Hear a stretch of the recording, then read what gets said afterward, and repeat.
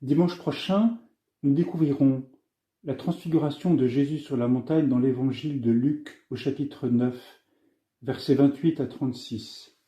Notre méthode consiste d'abord à recopier le texte avec attention sur notre cahier, et puis ensuite, le jour suivant, à regarder avec attention ce que Jésus fait, ce qu'il dit, où il est, avec qui. Et puis ensuite, le jour suivant, s'interroger pourquoi. Pourquoi Jésus choisit-il ses trois disciples, Pierre, Jacques et Jean? Où les retrouve-t-on ailleurs dans l'Évangile? Allez voir par exemple dans le début de récit de la Passion, chapitre 14 de saint Marc au verset 33. Et puis la montagne, que représente-t-elle? Que nous est-il dit sur la montagne de l'Horeb dans l'Ancien Testament? Que s'y passe-t-il? Allez voir Exode chapitre 19. Et Moïse, qu'on retrouve justement à l'Horeb, que fait-il? Que reçoit-il au chapitre 19, verset 16 et suivant? Et dans Exode chapitre 33, verset 12 et suivant.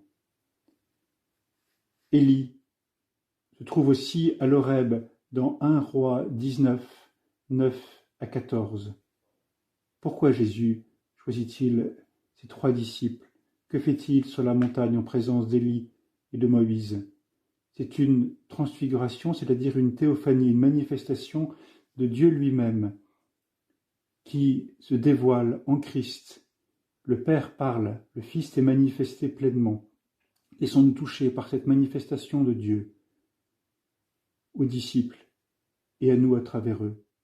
Et puis s'interroger, en quoi cela m'éclaire-t-il? Qu'est-ce que je découvre du mystère du Christ, du mystère de Dieu? Et en faire une prière, et puis mémoriser un verset qu'on va répéter et garder et partager avec quelqu'un d'autre. L'Église nous donne, au début de ce carême, ce récit de la transfiguration, ce récit de la manifestation même de Dieu, pour que nous puissions lever les yeux vers le Christ.